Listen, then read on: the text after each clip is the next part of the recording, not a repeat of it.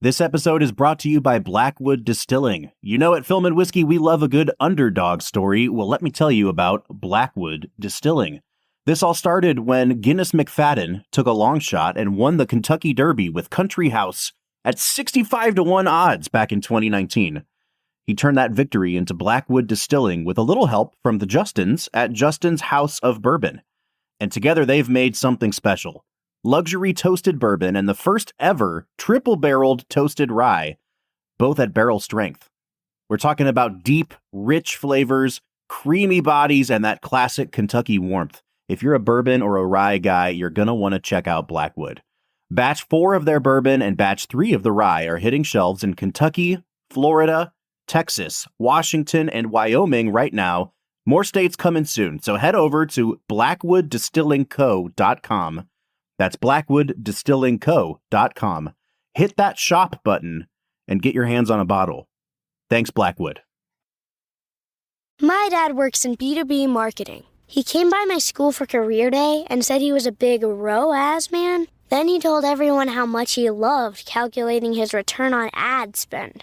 My friends still laugh at me to this day. Not everyone gets B2B, but with LinkedIn, you'll be able to reach people who do. Get a $100 credit on your next ad campaign. Go to linkedin.com/results to claim your credit. That's linkedin.com/results. Terms and conditions apply. LinkedIn, the place to be, to be.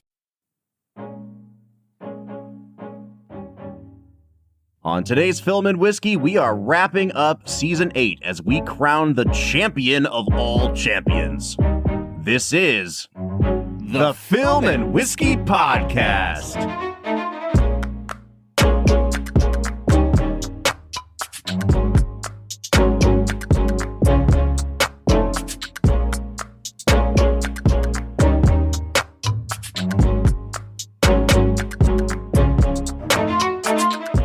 Hey everybody, welcome into the Film and Whiskey Podcast. I'm Bob Book.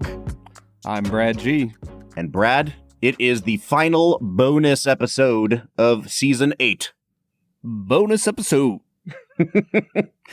Folks, if you've been listening for the last couple days, you know that we are smack dab in the middle of our bracket challenge, where we take all 32 films, we put them into a madness-style bracket, and we whittle them down under the premise of every movie that loses in a matchup is thrown into the fiery abyss, never to be seen or heard from again.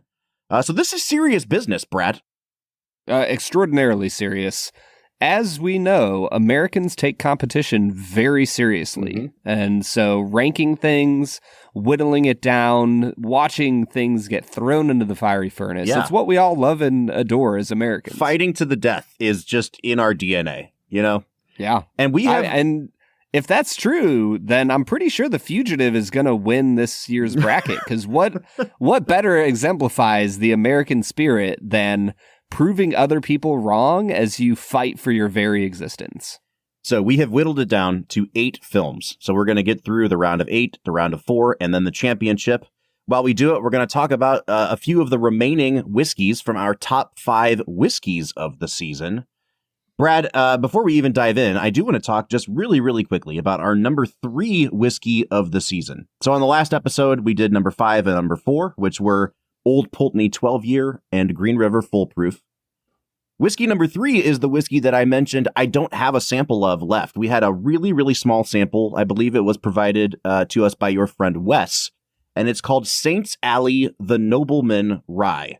It was a whiskey that neither of us were planning to, really, really love because we hadn't heard anything about it, and it freaking knocked our socks off, dude. Yeah, I remember this one being incredible because of how unique it was. Mm-hmm. I think it had some sort of Hungarian finish to it. Is that correct? It was finished in Tokai casks, which is, I think, only the second time we've had that on the podcast.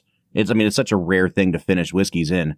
But man, It just had such a great sweetness, and that dark grape character was fantastic. Yeah, 100%. I really enjoyed that and wish that I had much more of it. Well, while we get into the bracket, I will actually be trying the final 2 of our top 5 whiskeys. And that means that I have just poured out some very expensive whiskey into my Glencairn. Brad, it is the $160 Bardstown Bourbon Company collaboration series with Amrut. Dude. I literally just shared this with my buddy, I don't know, 2 or 3 weeks ago.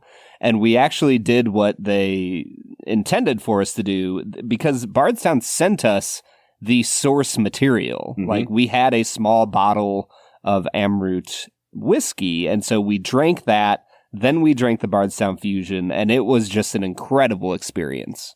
This thing, I don't want to call it decadent, because when I usually say decadent, it's like the sweetest of all sweet bourbons. And this is not that. It has that really great, almost like a wine finish character to it from the Amroot. But that maltiness from that Indian malt, it is just, Brad, it's like one of the best finished whiskeys we've ever had on the show. And it is like truly a special occasion whiskey in every sense of that term. Yes, 100%. If you are looking to celebrate an awesome occasion with a friend who appreciates good whiskey, this would be a great purchase. Mm-hmm. Okay, we've vamped for long enough. It is time for us to dive back into the bracket. And that means that we are revisiting the Nicolas Cage Memorial Quadrant to look at our matchup of the number 1 overall seed Up against the number 8 overall seed Rise of the Planet of the Apes. Would you say that it's a face-off? Because of chimpanzees ripping faces off. And Nick Cage. Well, also Nick Cage. You get it? Yeah. I was thinking more of the apes. But I don't think this is really much of a challenge here, Brad. I had The Last Jedi absolutely dominating this whole quadrant, and that's been knocked out already. Rise of the Planet of the Apes, good film. I would still recommend you to go watch the second movie in that trilogy, Brad, Dawn of the Planet of the Apes, because it's probably the best Planet of the Apes movie ever made. Yeah, I'm 100% in. I very deeply want to finish that series at some point.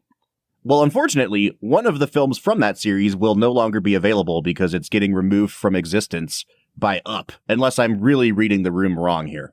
Yeah, Up was my top film of the season. I think that Rise of the Planet of the Apes is a great film. Really enjoyed watching it the 2 or 3 times that I have, and it can go rest in peace just fine. Mm-hmm. So Up is moving on into our final 4. Now, I do want to say, we talked about this in the last episode. Brad and I kind of make our own lists of what our favorite films are, and that helps determine our overall seeding. However, just because a movie is our favorite of the season does not necessarily mean that it even wins in our own personal bracket. Everything comes down to the matchups here, Brad, and there's been a number of times where I've had like my number 1 and my number 3 movies going up against each other, and when it really comes down to head or heart, I've chosen the number 3 movie to move on in my bracket.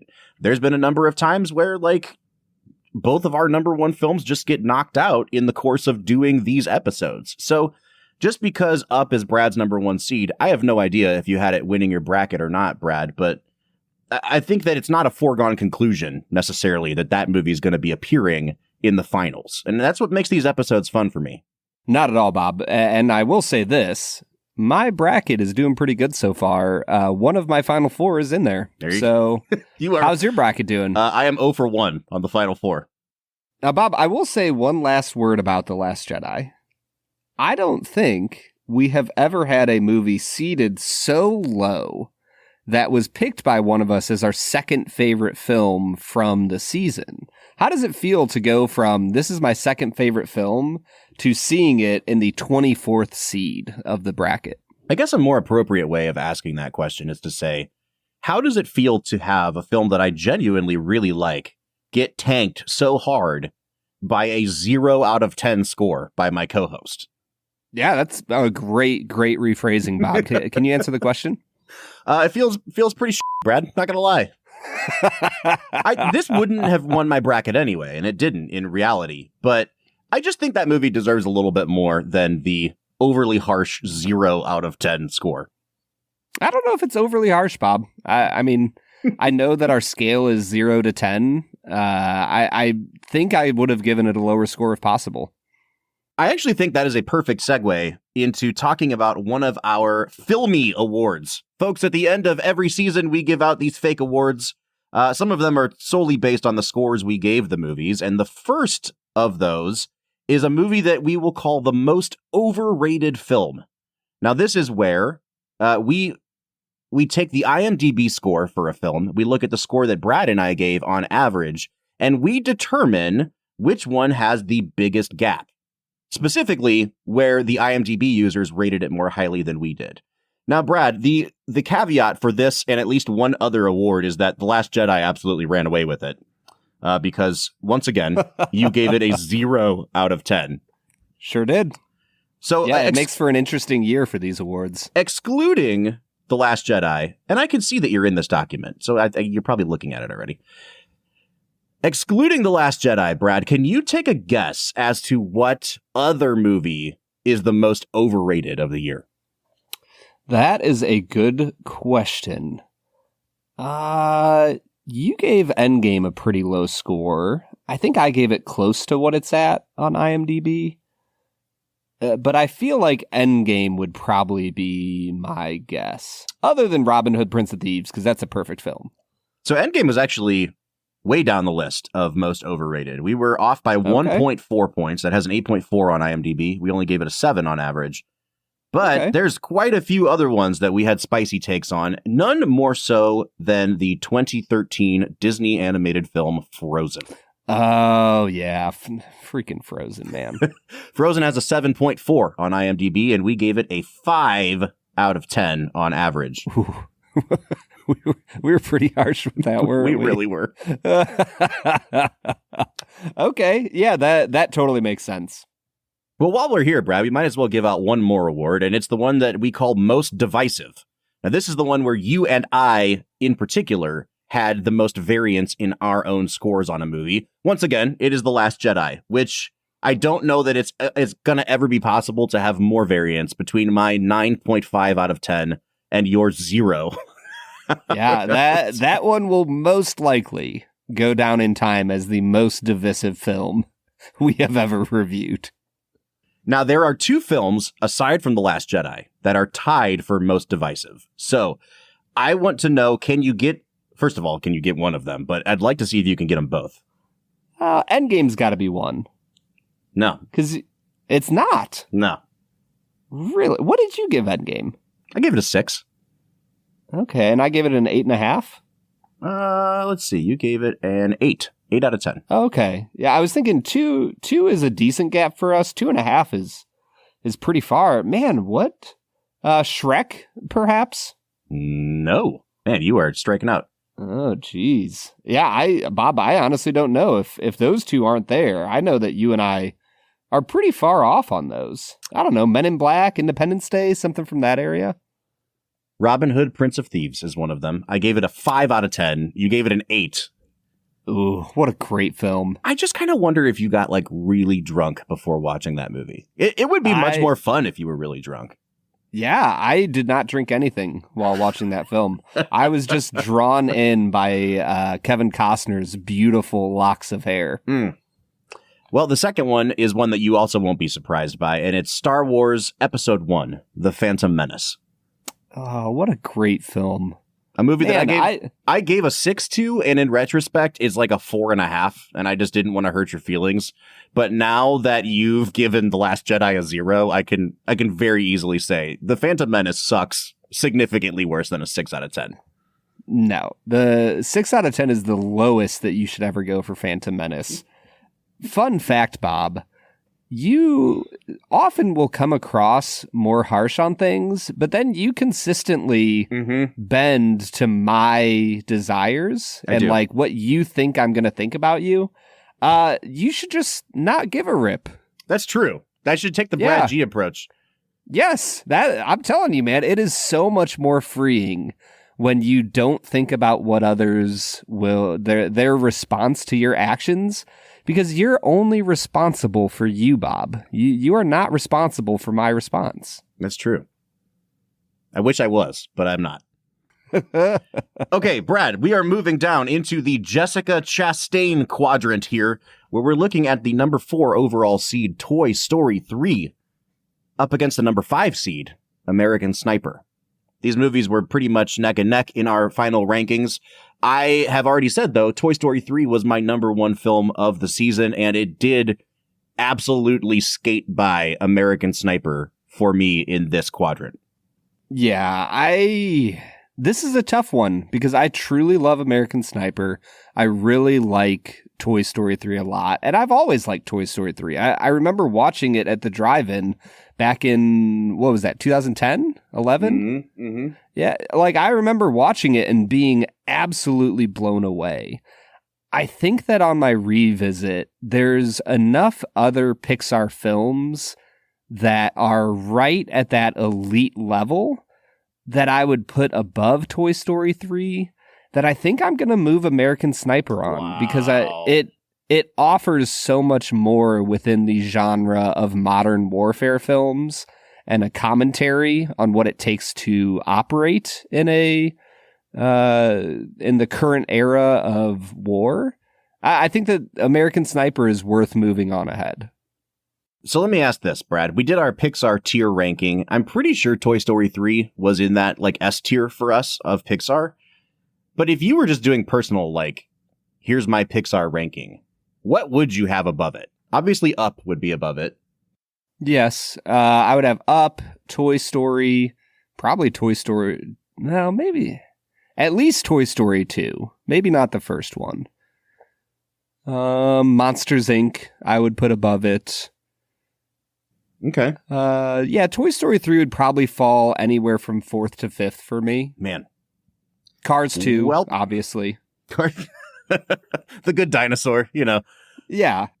All right, well, I moved on Toy Story 3. I think that aside from Coco, it might be the best Pixar movie ever. And so it's really there's another high. one, Coco. It's really high up there for me. At the end of the day, if this gets knocked out, I still have Coco, but I love me some Toy Story 3. So, Brad, we're going to flip a coin. Toy Story 3 will be heads. American Sniper will be tails.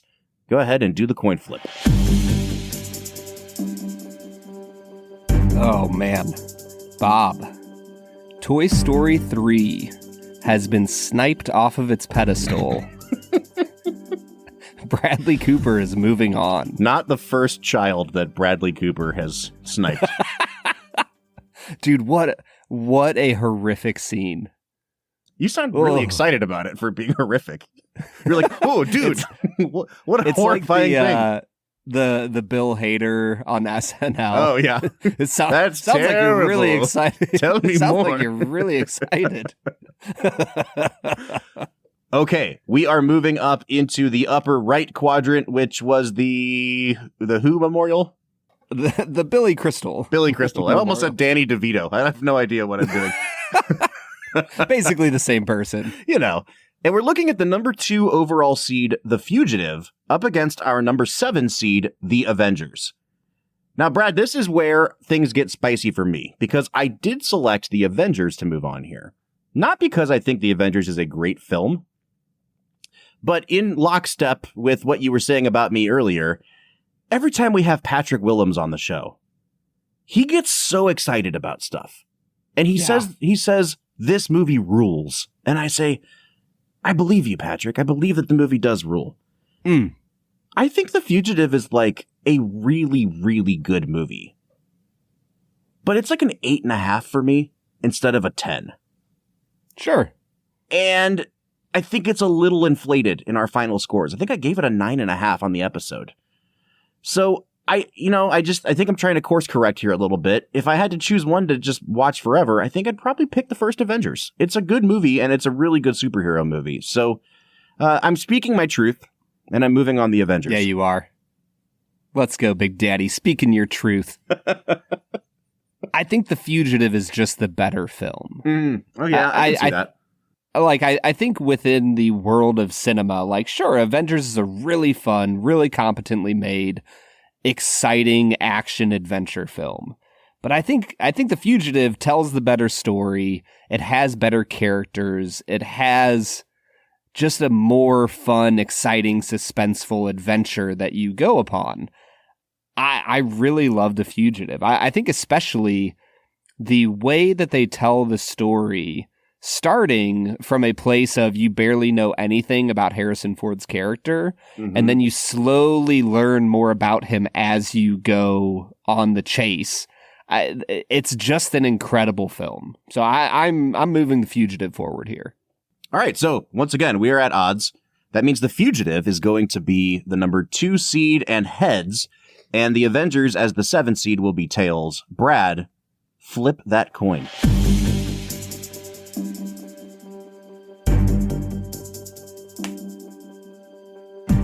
Man, Bob, you are not doing well right now. The Fugitive is going to be moving on. I don't know if I have ever cared less about the 4 films going into the final 4. Like, regardless of what wins this next bracket, or, the next quadrant, they're all good. Yeah. But I don't feel passionately about any of these. I'm pretty sure you feel passionately about nuclear explosions off the coast of Florida. I was going to say, of all the movies, I kind of feel like I like True Lies the best now. It's so fun. And I think that it would be a fun season champion. So I might be stumping for True Lies down here in the Audrey Hepburn Memorial Quadrant as our number 3 seed, going up against the number 6 overall seed, Pirates of the Caribbean. A film that we established last time you like significantly more than I do. It's a good movie, but I remembered it being kind of a game-changing swashbuckler, and I went back to it this time, and I found it to be a very above-average, competently made, fun movie. I just don't think it's, transcendently great. Yeah, Pirates of the Caribbean is not a 10 out of 10, but for me, I think it's probably one of the greatest period piece action adventures ever created. I think the script is airtight. I think the acting is phenomenal. You get so many great character actors who chew up scenery just enough. None of them ever push it to the point of completely overtaking the film. And you just move so quickly scene to scene. And you feel, as an audience member, propelled upon this mysterious adventure on the high seas. I'm choosing Pirates of the Caribbean here. It's a film I've loved since I was a kid. It's a film that I think does what it wants to do best out of so many other movies out there. So you picked it to advance past True Lies? I did. Yeah, and I looked back at my personal rankings, and I think I ranked it one spot ahead of True Lies. Pirates of the Caribbean was 5th and True Lies was 6th. So I just want this one. Just give me one entry in the final 4. I don't care what happens from here on out, but my gosh, dude. Bob, that's not up to me. That is up to the Coin of Destiny. I'm sure it is. Okay. So True Lies will be heads as the 3 seed. Pirates of the Caribbean will be tails as the 6 seed. Things have not been going my way. Brad, flip that coin. Oh, drop the coin. Trying again. Oh, what is it? What is it on the floor? Oh, no. That at my gaming tables, I always have a rule that if the dice, coin, whatever you're flipping does not stay on the table, it's an extra planar roll. You have to redo it. All right. Oh, man, Bob. Are you doing okay, man? No. This? No. How badly do you want me to fudge this for you? Is it Pirates? It sure is. Oh, my gosh. How do you win 3 in a row? I'll do it for you, man. Hey, No. I lost 7 in a row last season. Thank you very much. Dude, you have really stacked the deck for up to take the crown here, because I'm looking at it and I'm like, I guess it's up. I don't know what else it could be here. So, folks, for perhaps the first time, oh no, we don't have the 4 seed in here, but we do have in our final 4, the number 1 overall seed Up, the number 2 overall seed, The Fugitive, the number 3 got knocked out too. So we have 1, 2, 5, and 6. 6 seed Pirates of the Caribbean, and the 5 seed American Sniper. Playing the upset role. How do you feel about the dude broiness of this final 4? I'm a big fan. As an avowed dude bro. I was going to say, turns out I am a dude and a bro. This episode is brought to you by Blackwood Distilling. Folks, you've heard us talk about Blackwood. You've heard us talk with their brand ambassador, our friend Zach Johnston. This company is doing big things. We're so excited to see them grow. Blackwood Distilling was born in 2020 after co-founder Guinness McFadden's big win at the 2019 Kentucky Derby. With the help of the Justins from Justin's House of Bourbon, Blackwood created a luxury toasted bourbon and America's first triple distilled toasted rye. By using toasted barrels from Kelvin Cooperage, Blackwood created an Indiana rye whiskey like no other, blended from 5 to 7-year-old barrels. Both the bourbon and the rye are bottled at barrel strength. Batch 4 of the bourbon and batch 3 of the rye, along with single barrels of each, are now available in Kentucky, Florida, Texas, Washington, and Wyoming, with more states coming soon. Get it in Ohio, guys. Visit blackwooddistillingco.com. That's blackwooddistillingco.com. And hit that shop button to get yours today.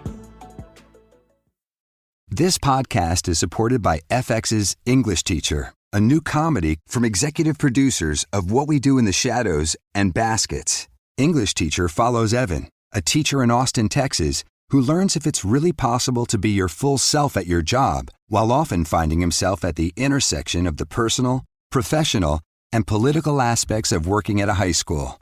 FX's English Teacher premieres September 2nd on FX. Stream on Hulu. All right, man. So we will get into this Final Four in just a moment. But before we get there, we need to go ahead and finish up our Brad G Awards for the season. I'm so excited for this. We have one more filmy to give out that is based solely on the scores we gave the films in the moment, and that is our most underrated. I really like finishing with this one because it doesn't make us seem like cynical bastards. Brad, this is the one that the general public did not like as much as you and I did. And in this case, there was a huge boost from the IMDb score to our average score. Can you guess what that movie might be? Oh, man. I remember being surprised by how low Chronicles of Narnia was, so I'm going to guess that one. No, that is actually way down the list. Chronicles of Narnia has a 6.9 on IMDb, and we gave it a 7.5 average. Okay. So we were only, 0.6 off there. Man, this is actually kind of a tough one. Well, maybe let me help you out. The Fugitive? It's the one that you just eliminated from existence, Brad. It is James Cameron's True Lies. A film that got a 7.3 on IMDb, but a 9.5 in our hearts. Ooh, man. It's really that's fun, dude. That's a huge gap. Yeah, 2.2 points. Like, that might be the biggest one ever. Moral of the story, everybody should go watch True Lies and then give it a high rating on IMDb. Absolutely. You have to reclaim it out of the ashes of the furnace that Brad just threw it into, but... Yeah. Okay, let's get to these filmies, the Brad G Awards. Now, we have two that are very nebulously defined. The first of which is Most Unexpected. Now, this is just basically whatever Brad's definition of his expectations are. It could be, I was expecting a completely different movie than what I got. It could be, I was expecting it to suck, but it was really good. So what is the most unexpected film of season 8 for you, Brad? I think I'm going to say True Lies, baby. Prince of Thieves. I thought you were going True Lies. No, I think that I went into Robin Hood, Prince of Thieves thinking like, oh, this is just going to be a crappy movie. And then I entered into this transcendent masterpiece of filmmaking that I would never have expected going into it. I mean, that movie rocked so hard that everybody needs to go watch it immediately. It's absolutely not true. But hey, there you go. Kevin Costner, we're sorry about everything that's happening with your Horizon films. But in the meantime, you can come collect your Most Unexpected award from Brad G. Now, the flip side of Most Unexpected is Biggest Letdown. This is pretty self-explanatory. Whatever Brad's expectations were set at, this movie drastically underperformed those. So, Brad, what would you consider the biggest letdown of season 8? This is honestly a tough one because so many of these films I had seen growing up, especially from like 2000, 1999 through the end of the season. Like a lot of these movies I've seen. I think I would say that Independence Day was the biggest letdown for me. Oh, man. Now, are you basing that solely on it being your first time watch?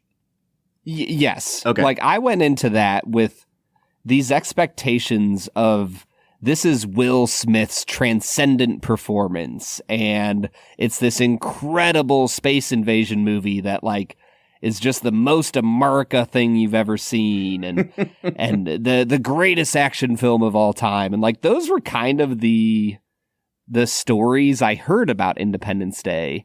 And, like, to be honest, the cover of the thing, like, it sticks out to me, the cover of the VHS box you would see at Blockbuster of, like, this alien ship, you know, hovering over the White House. There was so much expectation going into it that for me to walk away going like, yeah, that was fine, was pretty disappointing. Wow. Well, now I'm disappointed. I shouldn't have ended on biggest letdown. That was a bummer. Do you want to have a Brad G award? Like, for myself? Well, no, I'm not going to give you one, Bob. We usually have it where I make up an award. And yeah, I am so ready. I'm pretty sure last season it was like person we want Arnold Schwarzenegger to punch in the face the most. Something like that. It was something about fighting. And it had to do with Arnold, which we could resurrect this season because we have an Arnold movie right here. But we do. If you have something else in mind, now is the time. Well, we can both give this award out, Bob. But this award is movie that would be most improved by having a tank unexpectedly break through a wall in the film. Now, obviously, GoldenEye is disqualified because it already has a tank breaking out of a wall. I'll let you go first. Look over this list, Bob. What movie do you think would just be, you know, infinitely more awesome if it had a tank just randomly breaking through a wall with the main character driving it? I mean, there's only a couple real contenders in my mind, Brad. Rain Man would be tonal whiplash, so we got to exclude Rain Man. Although Dustin Hoffman in a tank. That's what I'm saying, man. Don't dismiss it so quickly. I think Frozen probably would have been improved by a tank, but not enough to make it matter that much. There is only one real answer here for me, Brad. As much as Macaulay Culkin driving a tank would be cool, I think you have to go with Sister Act. I think seeing Dame Maggie Smith ride to the rescue in a freaking tank to take down Harvey Keitel and the bad guys would have been the perfect ending to that film. Yeah, 100%. I think that Sister Act is an incredible choice here. I went a very opposite direction. This is strange, partially just because it actually could fit into the universe. Do you remember in American Sniper when do you remember in American Sniper when Bradley Cooper is kind of like, F it, I'm just going to go clear houses? Yeah. How much better would it have been if he said, F it, and then it just cut to him in a tank rolling through house after house? I think it would have underscored the themes of the movie significantly better. I don't think people could really justify his actions much longer after they see him demolishing homes, you know? It would have been incredible. It would have been truly a cherry on the top of that ice cream cone. Wow. I'm not going to touch that statement at all. So there are our awards, including the Tank Through a Wall award. The first and last time we'll see that one given out on Film and Whiskey. Brad, it's time to get into our final four films here, and that means that we are looking at number 1 overall seed Up against American Sniper, the number 5 seed, now featuring a tank. I don't think this is that much of a conversation, dude. I liked American Sniper a lot. I think it's a vastly misunderstood film.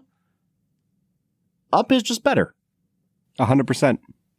Yeah, Up follows an incredible storyline with really great characters. And I just, I absolutely love Up. I'm moving it on to the final 2.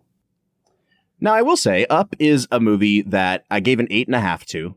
And even on the episode, we were talking with our guest about how there are like some limitations to the way that story is told and how it kind of drags in the middle. So I'm not as high on Up as you are, Brad. But at the end of the day, the first 10 minutes of Up is better than any stretch of American Sniper. Yeah. Yeah, 100%. The staying power of that first 10 minutes of Up is incredible. Like, I can see a world where 100 years from now, it's still regarded as one of the best sequences of all time. Okay, so Up is our first entrant into the championship round.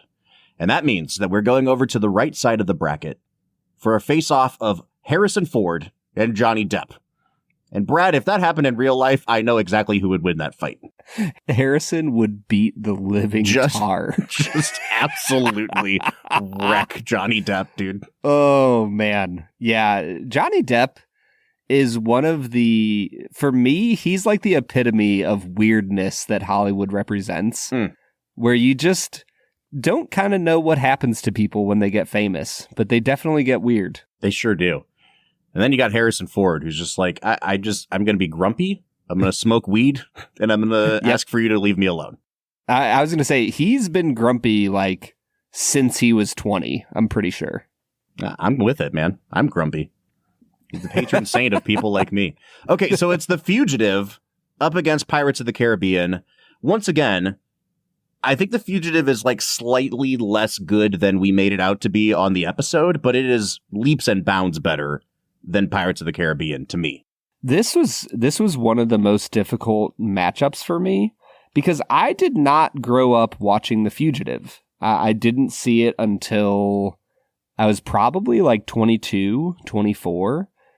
So not even quite a decade ago. I loved The Fugitive. Pirates of the Caribbean has staying power for me. Oh my gosh, dude. Come on. What? You doing all right there, Bob? Dude. Don't tell me that you did. Come on. Well, don't tell me what, Bob. Just put it out there. Did you move Pirates on, Brad? No. Oh, thank God. Okay. I'm just trying to play it out and talk about, the choice a little bit. Gas up the conversation. But sure, no, we'll just not talk about anything, Bob. I'm so sorry to step on your dramatic reveal. I didn't mean to do that. I just couldn't even entertain the idea of you putting Pirates of the Caribbean in the championship. Bob, my goal every single bracket episode is to get you to this point. Mm-hmm. So you're welcome, Film and Whiskey Nation. You have received another exasperated Bob special. I'm looking at my personal bracket that I filled out before we started this, Brad, and I had exactly 0 of my final 4 in the final 4. What were your final 4, Bob? It was The Last Jedi, Toy Story 3, The Avengers, and True Lies. Oh, wow. A set of 4, I mean, you don't like The Last Jedi, but like, aside from that, a good set of films. Sure. Not as good as my final 4, which was Up, The Fugitive, Pirates of the Caribbean, and The Phantom Menace. Oh, Phantom Menace made it to your final 4. Wow. Sure did. Man. Well, thank God we avoided that. All right, so our championship is set. It is Up versus The Fugitive. And we have one more thing to do before we get there, Brad, and that is to reveal our number 1 whiskey of the season. Now, when it comes to 4 of these top 5, they all broke the 40 mark, and the 5th one was almost there. But this was only 1 point higher in our final score than the Bardstown Amrut. It was really, really close, and we actually drank them on back-to-back weeks. And our number 1 of the season is Barrel Vantage. Oh, dude. What a great whiskey. Barrel Vantage is labeled as a blend of straight bourbon whiskeys finished in Mizunara, French, and toasted American oak barrels. So 3 different kinds of oak that they used for this. The blend on this is just absolutely spectacular. It's 114 proof. It does not drink like it. It was about half the price as the Bardstown Amrut. So we said, hey, you're in the $80 range. It's not an everyday drinker, but it's like, you don't mind sharing it so much as you do the $160 Bardstown product. And I kind of love that price point, Brad. Like, you've got your $30, $40 whiskeys, and then you've got your, hey, when I have a friend over, I'll pull this out. It's good to share and to be a nice whiskey. And it might be one of the best whiskeys we've ever had at that price point. 100%, man. This one, I remember It was just sweet and spicy in all of the right ways. There was so much complexity here that all made it a greater sum than what its parts would imply. There's incredible stuff coming out of barrel constantly, and this really is one of the best. Yeah. Brad, if you had to pick, looking through our list of whiskeys from the season, obviously I can see what your scores are. Are there any that continue to stand out to you? I mean, it could just be the one we just talked about, but like, what would you kind of have as your prized possession on your shelf from the whiskeys we drank this season? I would probably say the Bardstown Amroot, the Green River Full Proof, mostly because of its price.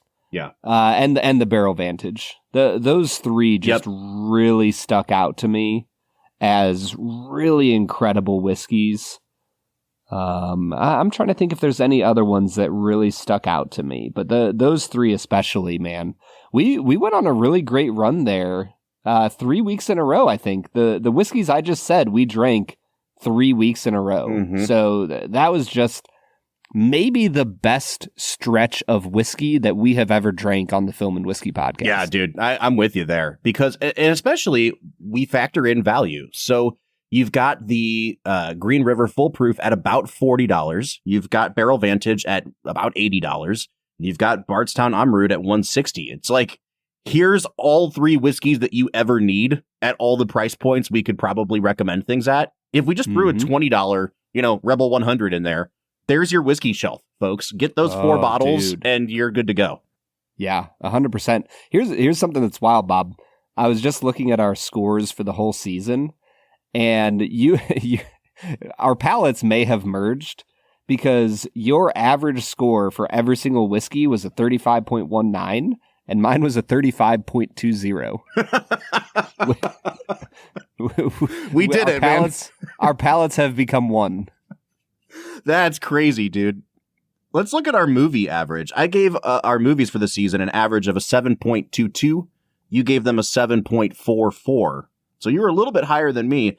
The crazy thing is the IMDb averages were a 7.32. So they were almost exactly what we worked out to. In the middle. Yeah, that's really funny, man. Look at us. Men of the people. Recommending $160 whiskey. All right, dude, let's get to this championship. It is a Brad G championship this season, folks. I'm sure that he is very excited for this one. We've got the number 1 seed Up going against the number 2 seed, The Fugitive. I've done a lot of talking today. Brad, I want you to walk us through this matchup. I think this is a more difficult matchup than you'd think because this really represents like very distinct eras of filmmaking. Like we're talking about the dominance of Pixar and what it has done in the animated realm versus like almost like we talked about Rain Man. Like The Fugitive is a past era of filmmaking. It looks different. It sounds different. It tells stories in a different way than what we get nowadays. So I think we're really trying to work through just two vastly different types of film, two different eras of filmmaking.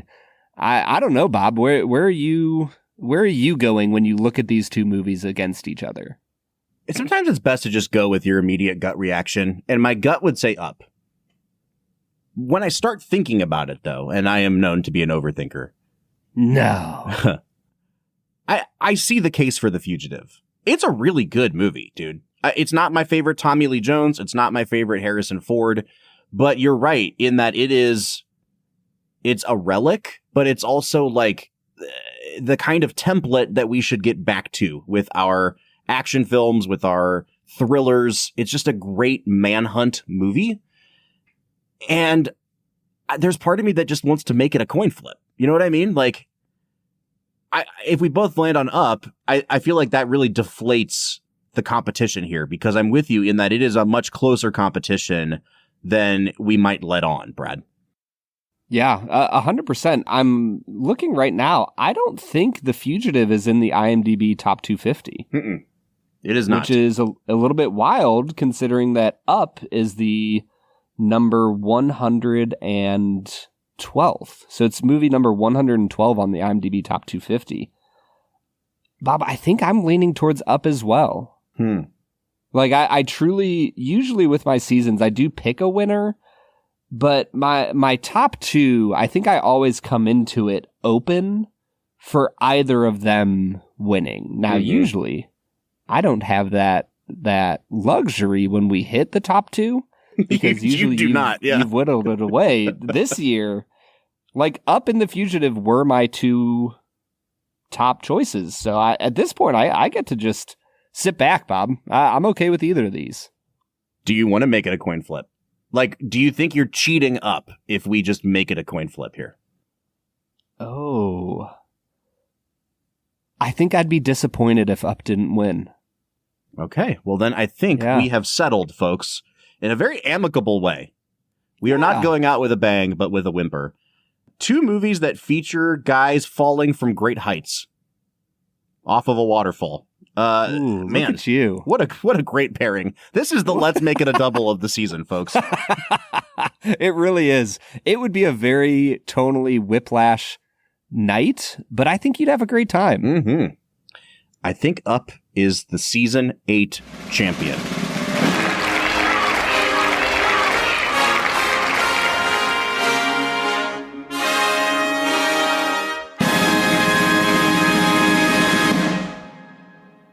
Man, of the 32 years of filmmaking, would you have expected Up to reach the heights that it has? Absolutely not. I think I had Up getting eliminated in like the Sweet 16. So I clearly did not imagine that happening. But I also was banking on The Last Jedi winning a whole bunch of coin flips to get there. So who knows, who cares what I have to say? Yeah, it was fighting an upward battle, that's for sure. I'm glad you brought up The Last Jedi. I'd like to take one last chance to like spit on it as it falls into the fiery inferno. That movie has destroyed the most beloved franchise in cinematic history. And I am so more excited than I am for Up to win. I am excited for it to be gone from the existence of the Film and Whiskey podcast. You know what else is gone is your beloved Phantom Menace. So I guess we can't have everything, can we? Yeah, I love Phantom Menace, but I definitely hate The Last Jedi more.